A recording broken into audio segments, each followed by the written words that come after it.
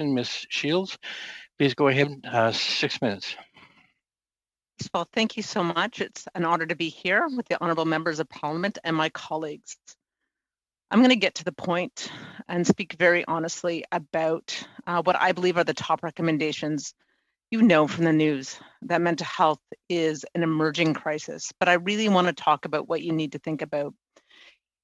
In the proposed federal budget, you've looked at investing critical money into mental health services, particularly looking at vulnerable populations and our essential workers.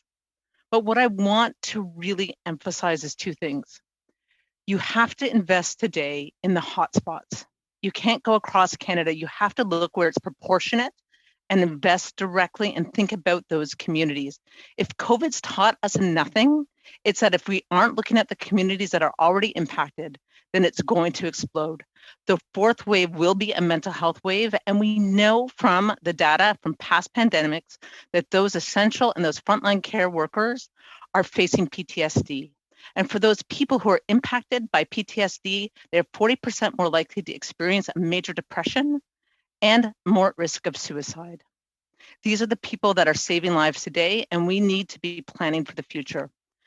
My second recommendation is around how we plan for the future.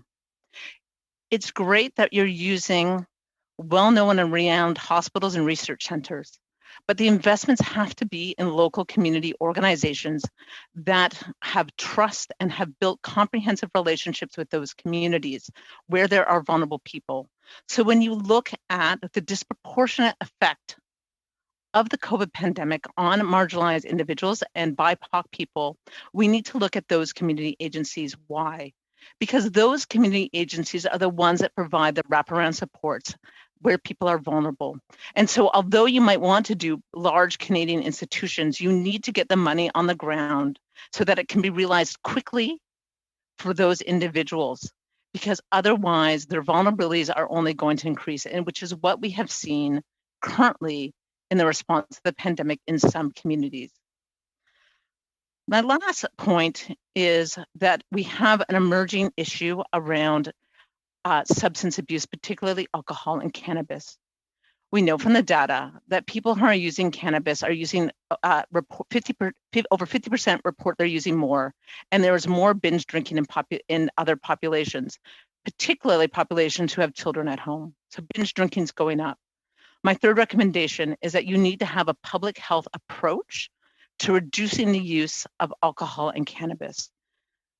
Look, I'm in mental health and addiction, and I'm telling you, people are using more, and the long-term consequences of using more is it's going to be harder to treat people as this pandemic continues to go on. So we need to use the Public Health Agency of Canada to begin talking about that message to help people reduce the amount that they are consuming. The Canadian Mental Health Association has done a lot of research through Polaris and have looked at the mental health impacts. It is disproportionate, as you know, for women and for women with children. Rates of anxiety are going up. Rates of loneliness are increasing. So with women, now 1 in 4 are reporting great anxiety compared to 1 in 5 men. But still not great, but particularly women with children. And we're also seeing increasing rates of loneliness, particularly in young people, 18 to 39 years old. We're seeing also the impacts of social isolation and loneliness on our seniors. More and more, these impacts of loneliness, depression, and anxiety are increasing, and people are feeling worse off. People are feeling less hopeful than they ever have. In fact, 80% of Canadians report that they no longer feel that their health is improving. I will say that there are some good news points in here. People are feeling like they know how to access care, although they are very concerned about wait lists and whether or not, if they access care, that they're going to receive it. So we need to make sure that those targeted investments are made so that there is easy access to quick supports. One support in which we have in Ontario is the Bounce Back program that's funded through the Ministry of Health, but this is a telephone-based cognitive behavior therapy specifically designed to ease stress, worry, depression, and anxiety. Programs like that we're trying to promote to go across Canada. These types of services to help people manage and cope are going to be essential for the broad population. But I want to go back in my 6 minutes, which is getting less now, to really what I want to emphasize again. I want to talk about post-traumatic stress disorder, and particularly our healthcare workers and our frontline workers, our nurses and hospital staff, our paramedics, our police, our long-term care home, our home and community health nurses, all of the staff that are working at congregate care settings. It has been disproportionately effective on them. If this is a strain on the population now, our other health services are going to impact Canadians. And again, what we're seeing is that those people are beginning to suffer and burnout is on the rise. If this happens, we are going to have a strain on our healthcare system.